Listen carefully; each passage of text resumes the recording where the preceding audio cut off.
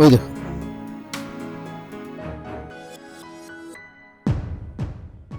কলকাতা থেকে রাইড করে দুজনে পৌঁছেছিলাম উড়িষ্যার বাগদা সি বিচের সি সাফারি বিচ ক্যাম্পে। দুপুরে চেক ইন করে প্রথমে ফ্রেশ হই এবং তারপরেই চলে আসে ডাব, এখানকার ওয়েলকাম ড্রিঙ্ক। এই ক্যাম্পে বেশ কয়েক রকমের থাকার ব্যবস্থা রয়েছে: tent, standard cottage, premium cottage ও ক্লাস কটেজ। আমাদেরটা ছিল প্রিমিয়াম কটেজ। এই ঘরটা বেশ বড়, আর বিছানাটাও। এই ঘরে 4 জন অনায়াসে থাকা সম্ভব। ঘর ও বাথরুম দুই বেশ পরিষ্কার পরিচ্ছন্ন। তবে গিজারের সুবিধা এখানে না থাকলেও প্রয়োজনে গরম জল ঘরেই দিয়ে যায়। যদিও রুমে এসি রয়েছে, তবে শীতকাল হওয়াতে আমাদের বুকিং ছিল নন এসি। ঘর বড় হলেও খরচাতে তেমন কিছু হেরফের হবে না, কারণ এখানে মাথা পিছু থাকা ও খাওয়া দুই মিলিয়ে প্যাকেজ সিস্টেম। খরচ নিয়ে ডিটেলসে পরে বলছি। কিছুক্ষণ আশেপাশে ঘুরেই প্রথমে সেরে ফেরি আজকের লাঞ্চ। এদের ননভেজ থালিতে 2 রকমের মাছ থাকে। একটা তো মাছ ভাজা বেসিক থালিতেই থাকে, আরেকটা নিজের পছন্দ অনুযায়ী, যেখানে অপশানে থাকে চিংড়ি, পমফ্রেট, ভোলা ভেটকি আর কাঁকড়া। এর মধ্যে যে কোনো একটা পদ আমরা নিতে পারি। সেই দিন পমফ্রেট ও ভোলা ভেটকি শেষ হয়ে গিয়েছিল, তাই আমরা দুজনে একটা চিংড়ি ও একটা কাঁকড়া নিয়েছিলাম। বেসিক থালিতে ছিল ভাত, ডাল, আলু পটলের তরকারি, দই বেগুন। এইটা এই অঞ্চলের স্পেশাল ডিশ মনে হয়। আলু ভাজা, চাটনি, একটা পার্শে মাছ ভাজা আর পাঁপড়। এইদিকে চিংড়ি মাছের মালাইকারি আর ক্র্যাব। এটা পুরোটাই এখানে ফুডিং লজিং প্যাকেজের মধ্যেই পড়ে।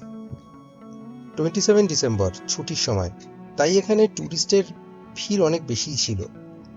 অন্যদিন ঠিক কি হয় বলতে না পারলেও সেই দিনে দুপুরের খাবারটা আমাদের খুব একটা খুশি করতে পারেনি, বিশেষ করে কাঁকড়া বা চিংড়ি, এমনকি ভাত, ডাল বা তরকারিও। তবে দই বেগুন ও আলু ভাজাটা বেশ ভালো ছিল। আমরা আছি সি সাফারি বিচ ক্যাম্পে, বাগদা বিচে। এই হলো তার গেট। আমরা আসার সময় এদিক থেকে এসেছিলাম। এই তার গেট। সামনের জঙ্গলটা ঠিক এরকম। এখানে একটা বোর্ড লাগানো আছে, ক্যামেরাতে বোঝা যাচ্ছে না। বেশ জায়গাটা খুব মায়াবী টাইপের। এই জায়গাটা উঁচু হয়ে গেছে, ঠিকই একটা পাহাড়ের মতো। হালকা ঘন ঝাউয়ের জঙ্গল।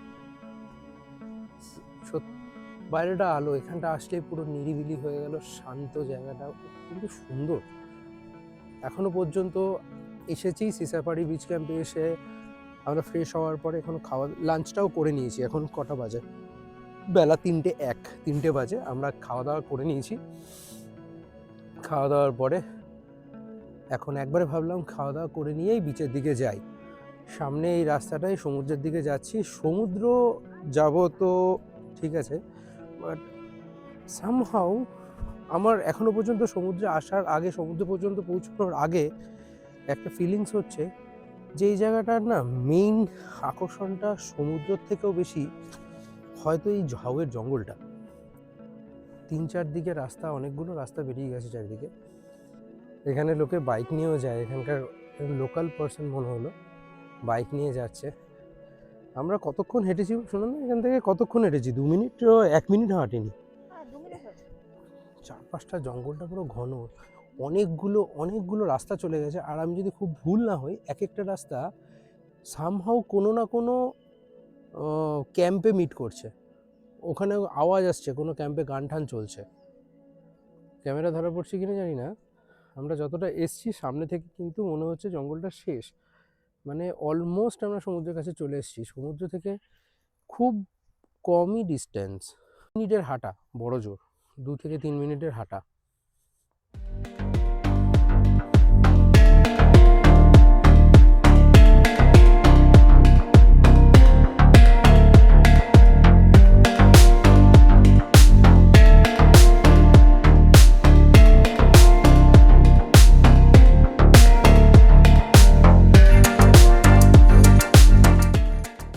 সুনন্দা ছুট মেরেছে, সন্ধে নেমে যাবে, সন্ধে নামার আগে সমুদ্র দেখবে। তাই সমুদ্রের আওয়াজ কিন্তু পাচ্ছি। জানি না এখন ভাটা চলছে না জোয়ার।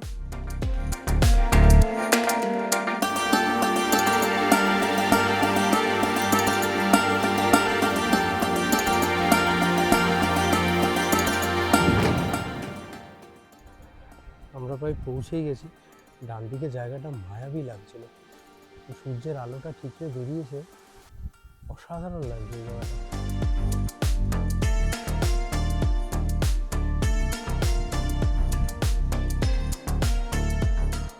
হালকা ঠান্ডা হাওয়া আসছে, চারিদিক নিস্তব্ধ, সূর্যের আলোটা ঠিকরে একটু একটু করে বেরোচ্ছে, আর সামনে এই জঙ্গলটা শেষ হচ্ছে আর বোঝা যাচ্ছে একটা সমুদ্র স্টার্ট হয়েছে, কারণ সমুদ্রের গর্জন কিন্তু আমরা শুনতে পাচ্ছি। এক্সপেক্ট করেছিলাম এই সময় ভাটা থাকবে, কিন্তু সমুদ্রের যে আওয়াজ এখান থেকে পাচ্ছি আমার মনে হয় না এখন ভাটা আছে বলে। হ্যাঁ, খুব কম লোকজনই থাকে এখানে, কিন্তু আজকে এখানে মনে হয় কেউ পিকনিক করতে এসছে, এমন একটা জায়গা থেকে এসছি সেখানটা পিকনিক করছে। জঙ্গলটা শেষ হয়ে এখান থেকে আমরা বিচে, ওই দিকটায় দুবলাগুড়ি, এই বিচ, ওই দিকে চলে গেলে পরিখি, তারপরে চাঁদিপুর।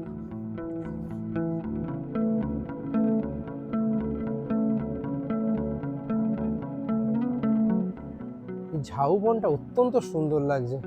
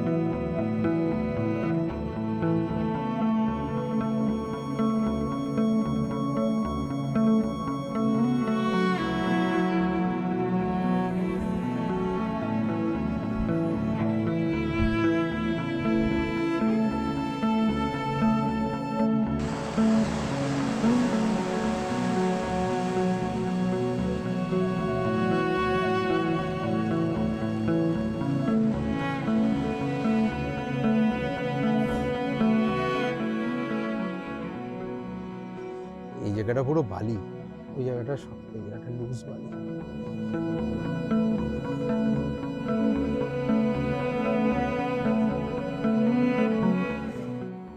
এই নৌকাটাই মাত্র রেখে গেল মনে হয়, ওই যে মাঝিরা আসছিল না,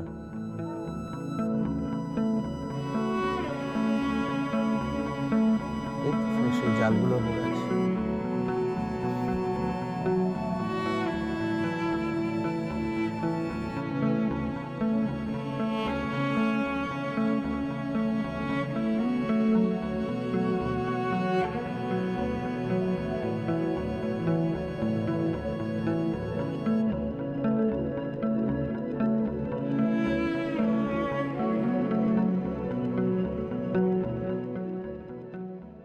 বিকেল পড়তেই ঘরে সার্ভ করে দেয় চা আর আলু পকোড়া।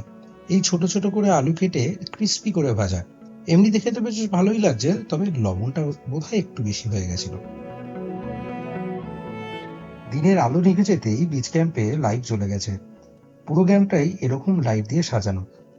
এইদিকে ক্যাম্পের মধ্যেই একটা কাজু বাগান, তাও লাইট দিয়ে সাজানো। মোটামুটি এখানকার প্রত্যেকটা ক্যাম্পেরই একই রকম সাজগোজ, শুধু এই কাজু বনটা বাদে।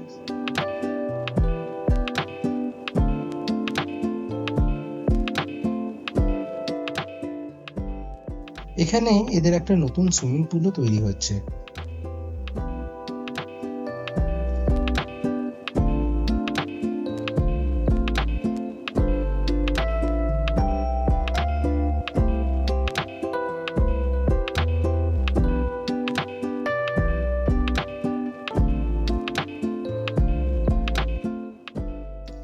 এদিকে বারবিকিউ এর জন্য সব রেডি। লোকজন বারবিকিউ আর আগুন পোহানো দুয়েরই মজা নিচ্ছে।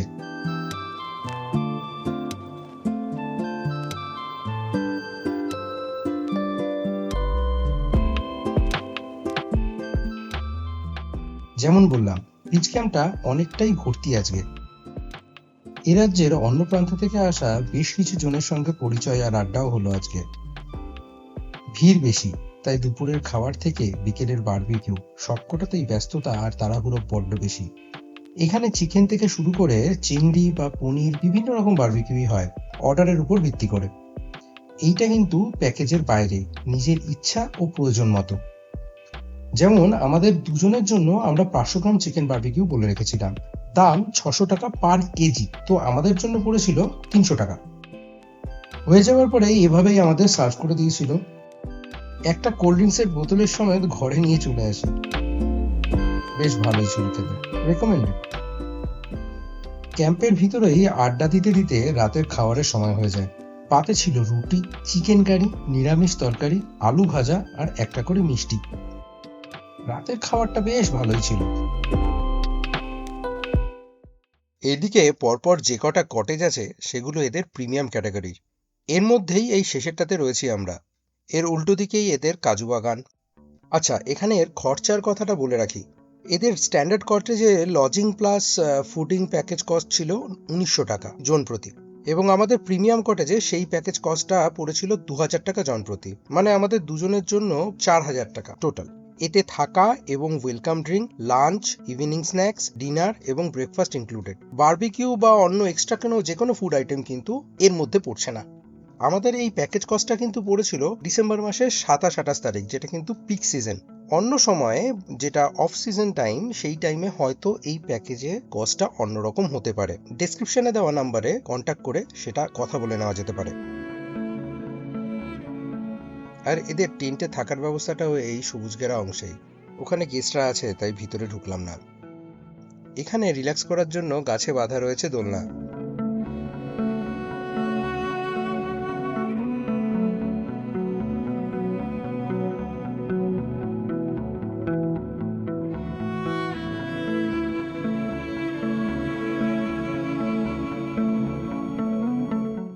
এদের গ্লাস কটেজ আর স্ট্যান্ডার্ড কটেজগুলো ও ডাইনিং এরিয়াটা কিন্তু সামনের দিকেই, যেখানে কালকে বারবিকিউ এর ব্যবস্থা হয়েছিল। এই পাশেই তৈরি হয়েছে সুইমিং পুল, যেটা কালকে চালু ছিল এবং লোকজন নেমেও ছিলেন। যদিও এর জল আর পুলের রং দেখে আমার মনে হয়েছে যে এটা সম্পূর্ণরূপে তৈরি নয় এখনো অবধি।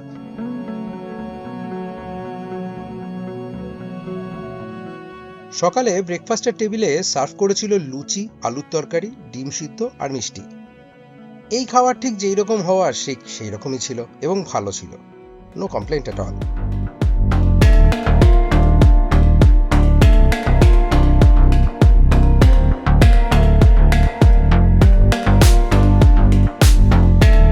তো আজকে সেকেন্ড দিন, এখন আমাদের বাড়ি যাওয়ার পালা। আমাদের বাগদা বিচ ঘোরা আজকে হয়ে গেল। কালকে এসেছিলাম বাগদা বিচ, একবারই বিচে গেছি, কিন্তু অনেকক্ষণ সময় কাটিয়েছি, ভালো লাগলো। সবকিছু ঘুরে এই মুহূর্তে বাড়ির দিকে বেরোচ্ছি। জাস্ট বাগদা beach C safari beach camp আমাদের রিসর্ট থেকে বেরোলাম। এখন সময় 12টা 13, সবে 1 কিলোমিটার হয়েছে আমরা বেরিয়েছি। 14-15 কিলোমিটার মতন এরকম সরু রাস্তায় পাবো।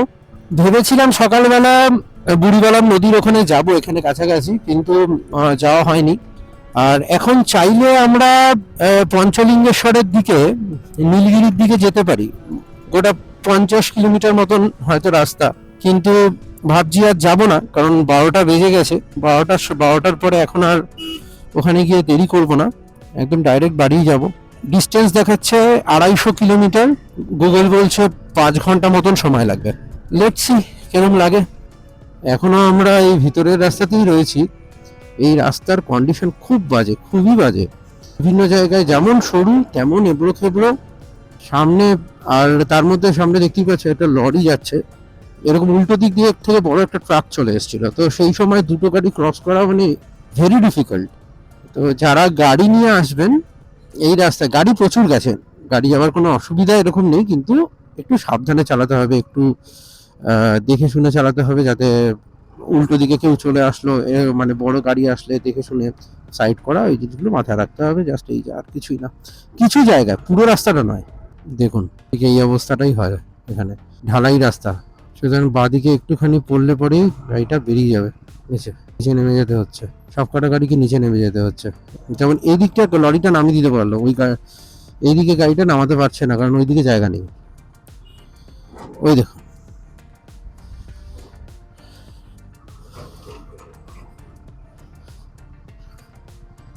ডেঞ্জারাস। লরিটা কোথা দিয়ে যাচ্ছে? আমরা হলদিপাতা পৌঁছে গেছি। এই জাস্ট এই ফ্লাইওভারের তলা দিয়ে এসে রাইট টার্ন নিলাম এবং উঠে যাচ্ছি এরকম হাইওয়ের দিকে। আসার সময় ওখান দিয়ে ওই পার থেকে এখান থেকেই নেমে গেছিলাম। লেখা আছে বাইকে 60 আর গাড়িতে 80, এটাই হলো লিমিট, স্পিড লিমিট এখানে।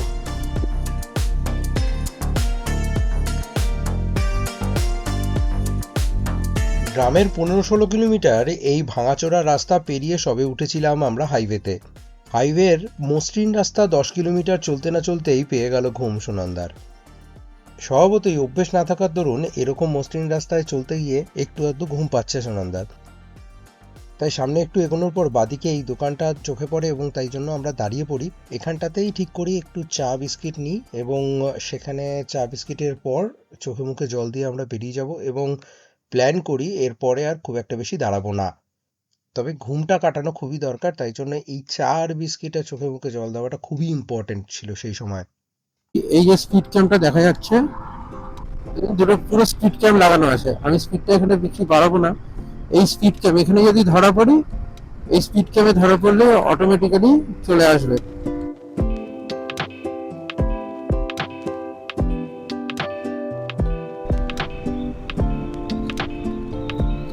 এখানে একটা বড় পেট্রোল পাম্প দেখলাম।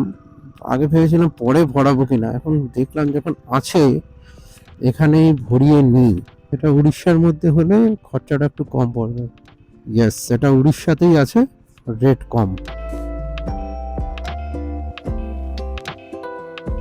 কালকে থেকে চালানো শুরু করেছি, এখনো পর্যন্ত এসেছি প্রায় 300 কিলোমিটার মতন চালানো হয়ে গেছে। এই 300 কিলোমিটারে আমার ওই প্রায় 300 কিলোমিটার আর তেল লেগেছে, পেট্রোল আসলো 9.45 মতো, মানে 9 লিটারের থেকে একটু বেশি। আমি ভুলে গেছি এক্স্যাক্টলি কত দেখলাম, হিসেব করে দেখলাম।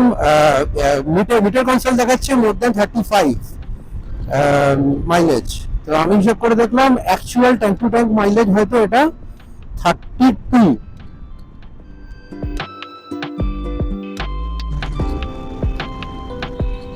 বলতে না বলতেই একটা ডাইভারশন, কলকাতা 132।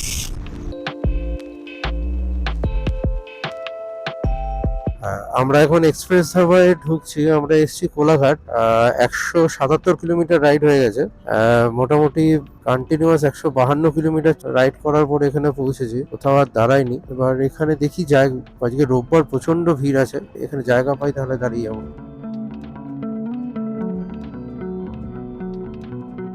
কোলাঘাটে আমাদের লাঞ্চ কমপ্লিট করে এখন বেরোলাম। লাঞ্চ বলছি কারণ এটা আমরা লাঞ্চ বলতে গেলে স্কিপই করেছি। এসছিলাম এখানে অনেকক্ষণ টাইম কাটালাম, লাঞ্চটা সেরে বেরোচ্ছি এখন 5টা বাজে। 6:22 ঢুকছি সাঁতরাগাছি, কিন্তু অলরেডি কয়েকটা ঘটনা ঘটে গেছে। কোলাঘাট থেকে বেরোনোর সঙ্গে সঙ্গেই জাস্ট ভিডিওটা স্টার্ট করেছি আর আমার অ্যাকশন ক্যামেরার ব্যাটারিটা হয়ে যায় শেষ। কিন্তু তারপরে হয় আসল সমস্যা। সেটা যেহেতু 5টার সময় বেরিয়েছিলাম কোলাঘাট থেকে, 5:15 5:30 নাগাদ অন্ধকার হয়ে আসে। ফগ লাইটটা জ্বালাতে গিয়ে দেখছি আমার ফগ লাইট জ্বলছে না, অক্সিলারি লাইট জ্বলছে না। আমি জানি না কি হয়েছে, সুইচ গেছে, হার্নেস গেছে, নাকি লাইটটা গেছে, কি গেছে জানা নেই, বাট কিছু না কিছু একটা তো গেছে। তো 3 নম্বর সমস্যা হলো পর রাস্তায় জ্যাম আর জ্যাম, হাইওয়েতে একটার পর একটা জ্যাম। যাই হোক, বিভিন্ন রকম জ্যাম জঞ্জট কাটিয়ে এগিয়ে এসেছি। লাইট ছাড়া রীতিমতো। এখন সাতটাকাটি ঢুকছে, এই সময় তার লাইটের কোনো প্রয়োজন আশা করি আর নেই। আর এখন তো এমনিতে কলকাতা ঢুকলে তো লাইট জ্বালানো হয় না, কিন্তু যেটা হলো ওই টাইমে অনেকগুলো সিচুয়েশনে পুরো অন্ধকার রাস্তার মধ্যে আমার শুধুমাত্র আমার এই বাইকের লাইটটা দিয়েই কাজ চালিয়ে আসলাম। সাঁতরাগাছি অঞ্চল কমপ্লিটলি জ্যাম পুরো। ভাগ্যিস গুগল ম্যাপ আমাকে অন্য একটা রাস্তা দিয়ে, জগাছার ভিতর দিয়ে একটা ডাইভার্ট করে দিয়েছিল। তো সেকেন্ড হুগলি ব্রিজ, বিদ্যাসাগর সেতু, টোল প্লাজা ক্রস করলাম, তার মানে কলকাতা আমরা ঢুকে গেছি। আমাদের ভিডিওগুলো যদি ভালো লেগে থাকে একটাই রিকোয়েস্ট, প্লিজ একটু লাইক করে দেবেন এবং বাকিদেরকে শেয়ার করে দেবেন ভিডিওটা, আর আমাদের চ্যানেলটাকে প্লিজ সাবস্ক্রাইব করে নেবেন। আপনাদের এক একটা সাবস্ক্রিপশন আমাদের অনেক বেশি ইন্সপায়ার করে, এবং আপনারা যারা ভিডিওটা দেখছেন আপনাদের মতামতটা কমেন্ট বক্সে প্লিজ একটু জানাবেন। আজকের রাইড এই পর্যন্তই, তো see you in next video. ততদিন সঙ্গে থাকবেন, ভালো থাকবেন।